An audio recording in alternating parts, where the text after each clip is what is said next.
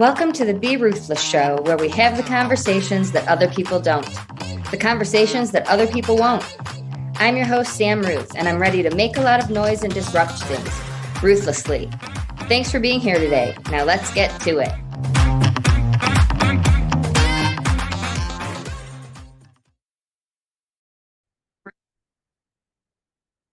Welcome back to the Be Ruthless Show. I'm your host, Sam Ruth. Happy day after the Super Bowl. If you're listening live, if you're listening to the recording, who knows what day or month or week it even is. But I always love to talk football, so let me know what your thoughts were. Anyway, no matter when you're listening, I was thoroughly entertained. Some people were not. I enjoyed all of it, probably because we go into this off season where those of us who love football have to wait until next season. I am thoroughly enjoying great weather here in Colorado, thankfully, so I get to be outside for it. I'm hearing about crazy weather. I was just talking to someone on the phone. It's bizarre winter everywhere. I feel like people are having the strangest seasons. So I hope you are warm and enjoying whatever the world, the weather, the mood is bringing you. I want to talk today about the power of our voice and however we use it. And for some people, that might be not at all. I have a client who has been really, really hurt in a situation where a friend sat by silently. And if you know me, I'm one who uses my voice and has been known sometimes to use it maybe too bluntly or, not politely or politically correct enough. And so there's always both ends of the spectrum, right? Sometimes silence can be better than being rude, of course, right? But silence also sends a very powerful message, and that might be confusing to some. This was a situation where one is sticking up for another, and that is me, right? I am the first to stand up for anyone who is being hurt, who's being spoken to unkindly, anyone who is being treated badly in any situation, right? So imagine standing up for someone who is being treated unkindly, right? You're standing up for something that is wrong. You're standing up for someone who is being hurt, right? And it can go either way, and it gets into a heated conversation, right? And the person who you're standing up for sits by silently. And, my client felt left out there to fend for herself, and it wasn't her battle. She didn't feel like it was her battle to begin with. She was standing up for something she believed in. And I don't know, I can certainly relate to that. I think we can all think of a situation that maybe didn't have anything to do with us, a situation in the world, something going on. Think about something you witnessed, something that didn't have anything to do with you, but you had an opinion about it, right? And some days you just walk on by, but other times maybe you speak up. So this situation, you speak up and you catch a little backlash for it. And the person who you feel could maybe say, hey, thank you, or, stand up for you in that moment, sits by silently.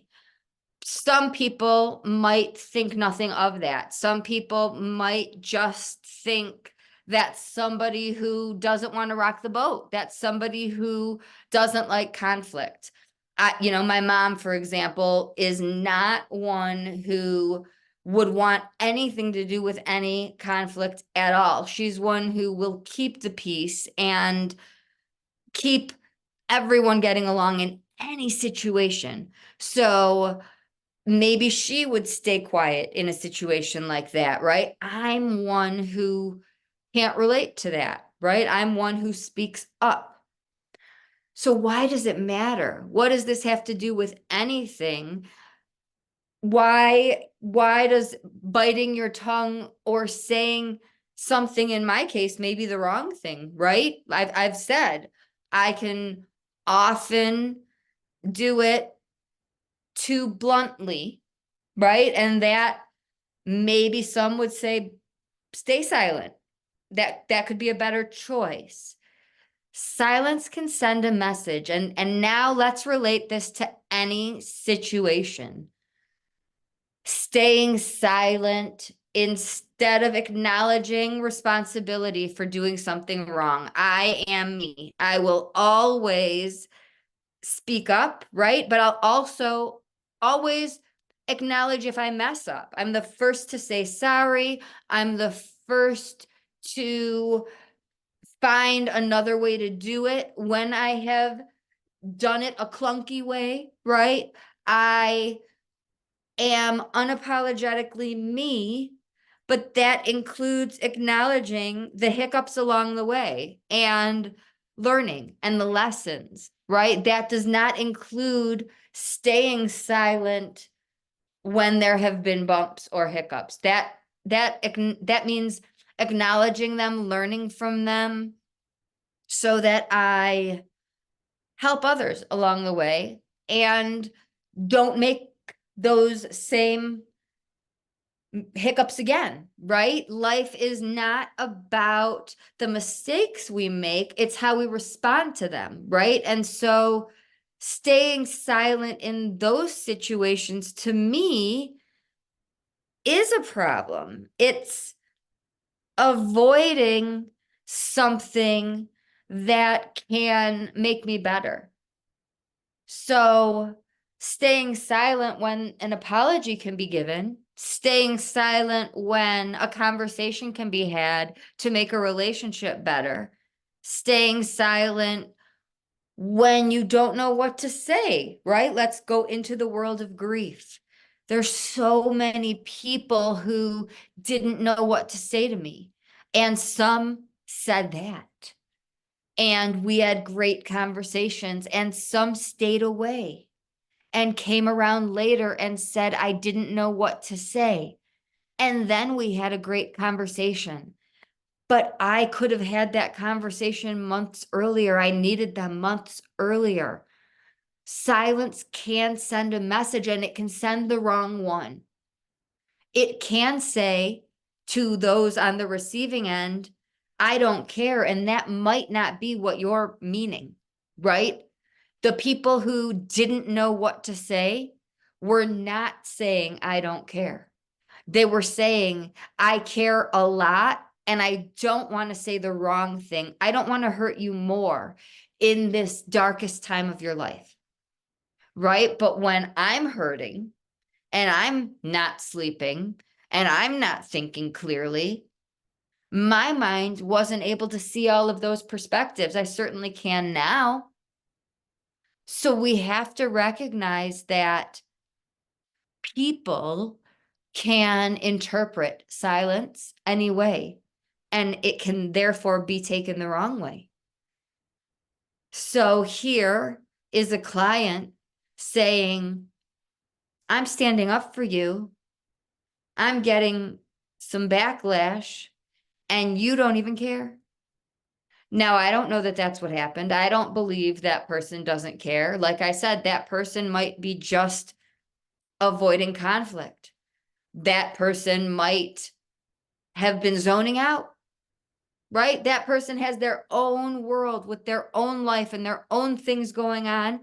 And I have no idea, but I know that we go to our imaginations and we all have our own perspective, and we have blind spots.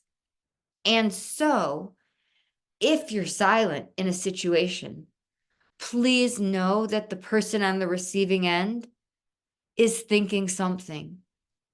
And it very well could be different than what you are thinking or intending.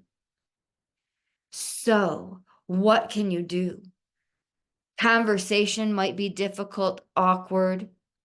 It might be so out of your comfort zone, right? Like I said, I'll just use my mom as the example. She absolutely does not know how to say something to me that is simple. Hey, that hurt my feelings, right? Like to me, especially to like me or my brother or my dad. Let's not even go beyond and to say friends, even friends who she's had for 50 years. To me, that's also simple. But to the people who love her the most and who she loves the most, it is impossible for her. And there's millions of people like this, that it is a major stressor, not just difficult, a major stressor. So there's other ways you can express love, compassion. There's other ways you can let people know instead of withdrawing, staying silent, pulling away, doing something that can be taken differently by the other person, right? We can write in this world. We have paper and pens, which is my preferred method, but we have texting. We have so many technological ways to communicate. We can send an emoji. You don't even have to write a sentence, right? You can still just let someone know you're thinking about them with a heart. There's just ways that we do not have to drift apart and have that gap. If you do not know what to do or what to say, you can reach out to someone like me, to someone in your inner circle and say, I don't know what to say, but I don't want to say nothing. Okay, I listened to this podcast and I learned that silence can be detrimental. Silence can be taken as the worst thing. It can be a weapon, it can be bad. Help me say something. Okay, and when all else fails, we can write this down, we can rewind this and listen again. We can say, I don't know what to say, but I don't want to say nothing, right? We can just use that basic honesty. There are a lot of people who have said that even 6+ years out after losing Jim with me. Grief is a complicated thing. Arguments, having a disagreement, having a difference of opinion, even if it isn't an argument, just having a tense difference of opinion or a tense moment with someone can be awkward and uncomfortable. That's fair, that's honest, and instead of letting that bubble up into something bigger and letting silence create a really big problem, hurt feelings, awkwardness, we don't know what tomorrow brings. Okay, I lost Jim unexpectedly on a typical Wednesday for no reason. I was 44, he was 46. Nothing's guaranteed. Do not let relationships and issues simmer and stew when we can say, I don't know what to say, but I don't want to say nothing. And I don't want to let time pass. And I don't want to let our relationship sit on the back burner and have things get weird. That is simple and honest. You can use my language if that fits your language. You can come up with your own words that are something of that nature, but saying nothing can be dangerous and worse. And Silence can create major problems when it doesn't have to. We can say, thinking of you. We can say, that hurt my feelings. We can say, can we talk? And listen, can we talk does not have to be, oh my God, panic. When my dad said it to me, right? When parents say it, it's like, oh no, we're in trouble. Let's not go there. Let's not go into conversations thinking it has to be conflict. And if you're nervous, it's okay to say, I'm nervous. I told my dad, you cannot say that to someone with anxiety. It makes me walk into conversations nervous, and then I may act differently than I would when you might just be asking me what I want for dinner. And I come in with an attitude or defensive. It doesn't have to be that way, right? So we can tell people what helps and what hurts, right? Telling someone with anxiety, hey, we need to talk, or something came in the mail, right? Leaving things open-ended for people with anxiety causes anxiety, when it could be something simple like, you got a lottery ticket in the mail, you won $50, right? Give the details, and then we don't set up stress. We give people data, we give them information, and then we take away worrying, anticipation, negative situations. But can we talk does not have to mean argument happening at 6 p.m., right? Let's be curious instead of defensive. Let's think about, ooh, what vacation could we be planning, or what adventure could be happening? And if you're like me and things like that do make you nervous, you can tell people in your life so they learn to phrase things differently, and they learn what makes you more defensive or anxious and what makes you more excited and happy. The bottom line is that if we leave those things unsaid, people can continue to do it without knowing that they're upsetting you. So silence can be really dangerous. If we're having a surprise party, silence is necessary, and it's fun and it's great. Those are the only times that secrets are good, right? Secrets, if it is about a present or a birthday gift or that type of surprise, the only time. Otherwise, secrets and silence are what make us sick. So thank you so much for being a part of my world. Until next time. Oh, before I go, if you are listening live, Team Ruthless is having an extended Valentine's Day group on Wednesday, because no one should struggle alone. Valentine's Day meant nothing to me while Jim was here. We laughed about it, but without him, I see all happy couples. So don't spend Valentine's Day alone. Join us. Link is in the comments. And until next time, always be ruthless.